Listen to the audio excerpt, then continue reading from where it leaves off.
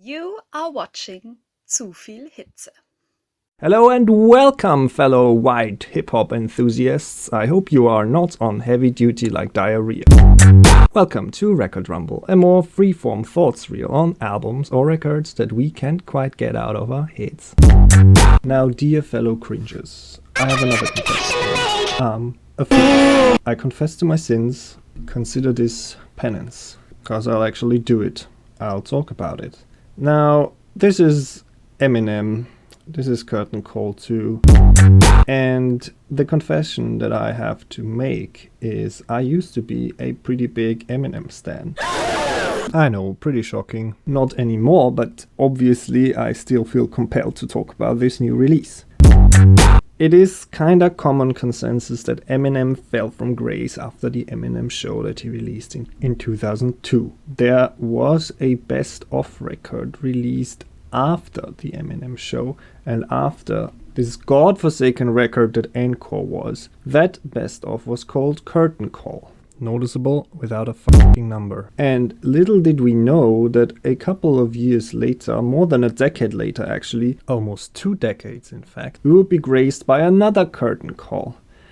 It is a double record with 35 tracks, an agonizing 2 hours and 41 minutes, as if M had enough worthwhile tracks post 2002, I guess, to even feel a record with 40 fucking minutes. Thankfully, I was already familiar with most of the things on here, so I didn't have to listen to it front to back because I could skip the tracks that I already knew.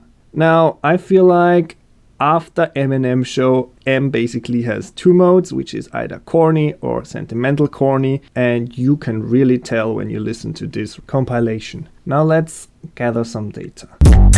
We have a whole 7 studio records to pick from. We have the various artists compilation. Eminem presents the Re-Up from 2006. We have the Shady 15 various artists compilation from 2014. We basically get to pick in terms of studio records from 2009 onwards. We get to use material from the kind of comeback record that Eminem released in 2009, which was Relapse. And if you look at the singles that he released from the Relapse era onward up until this point, which is 31 singles, almost all of them are included, with a couple of noticeable exceptions. For example, the 2 singles of Relapse, We Made You and Old Time's Sake, and the much more recent single, the Machine Gun Kelly diss track Kill Shot. Now, why those singles were omitted, I don't quite understand. However, there are some inclusions that do perplex me, like Higher and Gnat, and all these tracks aren't even singles, by the way, of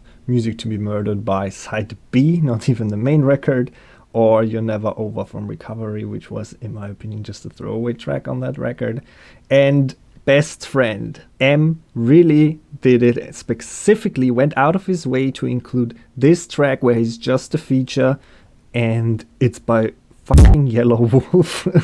Why? Just why? If he really wanted to have a track on here where he was just a feature, and sure, Best Friend was a single, but still, then he could have easily gone with Forever, for example, of his Relapse Refill bonus disc together with Drake and Ye. Not a great track, mind you, but definitely better than Best Friend, which is super corny. Or even of the recently released King's Disease 2 by Nas, the EPMD2, where he is featured on. However, I will say that I'm glad both Cinderella Man and Won't Back Down of Recovery made it, because those 2 tracks are actually quite enjoyable. They are definitely bangers.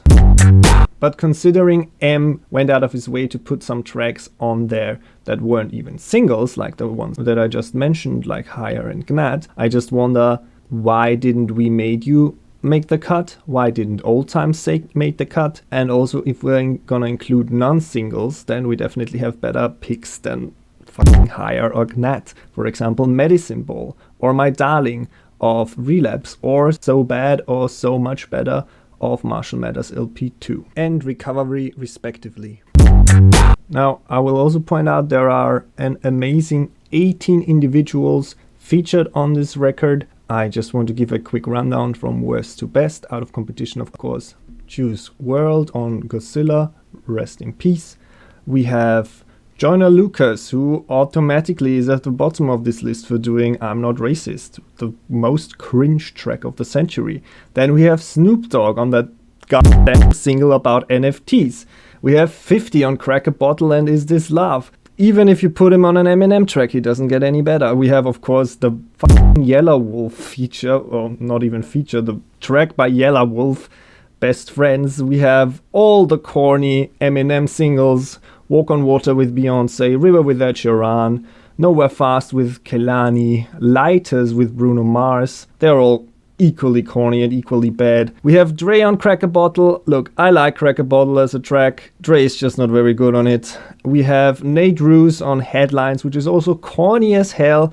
Then we have the two super popular Rihanna singles, Love the Way You Lie and The Monster, which are fine, I guess. We have The King and I. We have, of course, the one that I already mentioned, Cinderella Man, No Love and Kings Never Die, featuring respectively CeeLo Green, Kobe, Lil Wayne and Gwen Stefani. They're all fine. Especially Cinderella Man and Kings Never Die are bangers, in my opinion, while Lil Wayne on No Love has a pretty nice flow and his vocal delivery is something I always liked. Then we have Liz Rodriguez on Survival, which in my opinion is a very underrated single that M released in 2013. It's a banger. And an inclusion that I'm very happy about is Pink on Won't Back Down, which was, surprisingly enough, not a single of Recovery, which was one of the better tracks on there.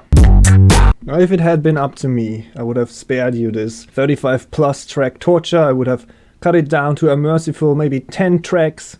Leave in Godzilla, Cinderella Man, Rap God, Won't Back Down, Berserk, Survival and Fast Lane. Maybe add We Made You and Old Time's Sake. And then maybe add So Bad of Recovery and potentially Killshot. And there you have it, a functional, painless 10-track curtain call 2 if we really needed one. And those are my thoughts on this travesty of a best-of compilation, really. I just want to leave you with one last line of this fucking Yellow Wolf track. Quote, could have turned Dalai with the llama, but I squashed my beefs. Hell yeah, lyricist of the century. This was a record rumble on Eminem's Curtain Call 2. Please don't forget to like, share, subscribe. I'd be more than happy. Thank you for watching. This was Zu viel Hitze.